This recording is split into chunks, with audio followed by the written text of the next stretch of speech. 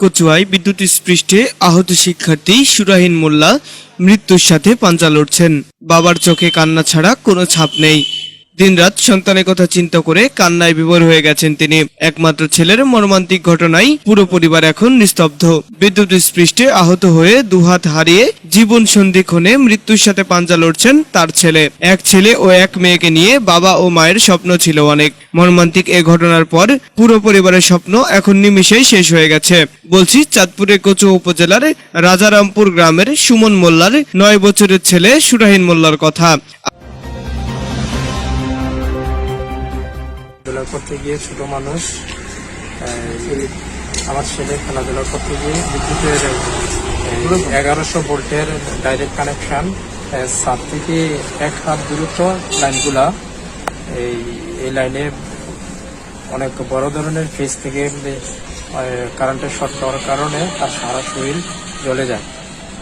এখন আমি এই 8 তারিখের সন্ধ্যা 7:30 বাজে তার অপারেশন হয়। তার ব্যাড নিউজ এখান থেকে বলতেছে যে তার অনেক কন্ডিশন খুবই খারাপ। এর থেকে 24 ঘন্টা পর তার দ্বিতীয় অপারেশন চলার পরে ডাক্তার বলতেছে যে তার 2টা হাত কেটে ফেলা দেওয়া হবে।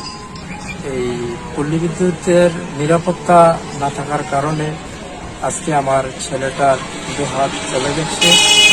আমি চাই যে পল্লী বিদ্যুৎ গত 8 তারিখ থেকে আজকে জুলাই 8 তারিখ, প্রায় 1 মাস এই পর্যন্ত তারা এই বাচ্চাটাকে কোনো খোঁজ খবর নেয় নাই।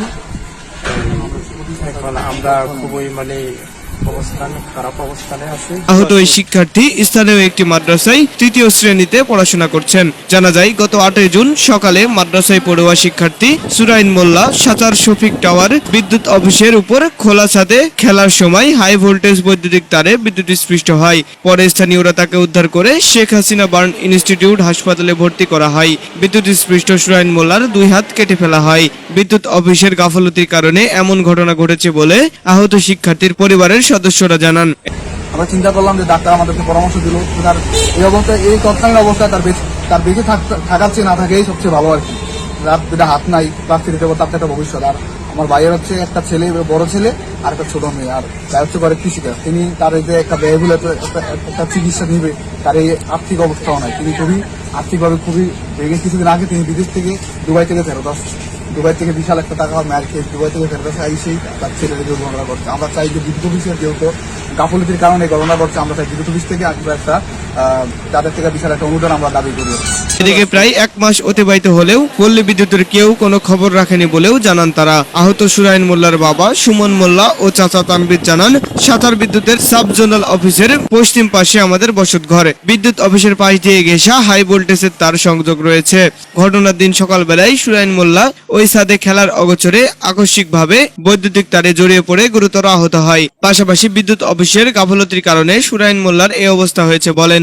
1 মাস পেরিয়ে গেলেও বিদ্যুৎ অফিসের কোনো লোকজন খোঁজ রাখেনি তার। বৃষ্টি ছিল তরমুজায় খেলতে যাওয়ার পরে হাতে চারা নিচে আপনার সুতা পেঁচ হয়েছে, একটা এসির সাথে সুতা পেঁচ হয়েছে ওই বিদ্যুৎ অফিসের উপরেই।